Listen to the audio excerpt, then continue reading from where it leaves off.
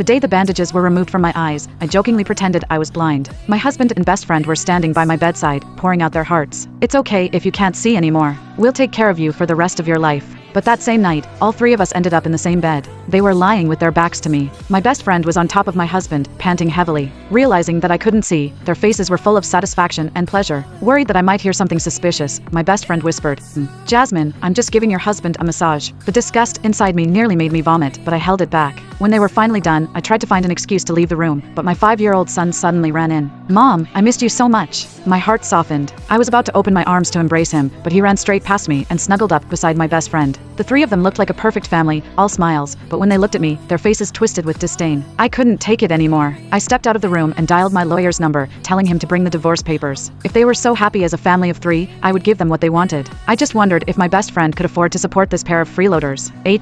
Jasmine, don't mind the sounds. A massage needs to be firm, so it's bound to make some noise. When I heard Clara Merling's voice, I bit my lip so hard that I almost drew blood, but I stayed silent. I let out a faint and pretended to be asleep. The bed was shaking. The three of us were lying there, me, my husband Tim Grant, and my best friend Clara. It was the 3rd day since I was discharged from the hospital. Ever since I'd told them I was blind, Clara had moved into my house to take care of me, which also included giving my husband his massage at night. Their clothes were all tangled together on the floor. They were curled up in the bed, trembling under the covers, the atmosphere charged with lust. One was my husband, and the other was my best friend. Weren't they afraid of being seen? Of course, they weren't afraid, because they thought I was blind. Opening my eyes in the dark, a wave of nausea surged in my stomach. I had to bite my lip to hold it down. They didn't know I was pretending. They thought I couldn't see, and they did whatever they pleased. For the thrill of it, the three of us ended up in the same bed. Clara wore my $1 million jewelry, ate luxury meals in my mansion, dressed in my designer clothes, and carried my bags. Even my son, who'd always been so stubborn with me, changed his tune. He happily jumped into her arms. In a daze, I heard my son, Gordon, call out for Mom, but it wasn't me he was calling. It was Clara. Ah. As I recalled all of this, a gasp suddenly came from the bed. The two of them had finished. No more. "I'm exhausted." Clara shuddered, immediately crawling out from under the covers. She sweetly said, "The massage is done." With my back to them, I kept my eyes closed under the soft night light, silently watching their figures as they dressed. "I'll go back to bed. See you tomorrow, Jasmine," Clara said. She wore a seductive nightgown, blushing as she waved at Tim. I pretended to be asleep, waiting an hour before Tim quietly got out of bed. Once he'd left the room, I grabbed my phone and saw the message my lawyer had sent. "The divorce papers are ready."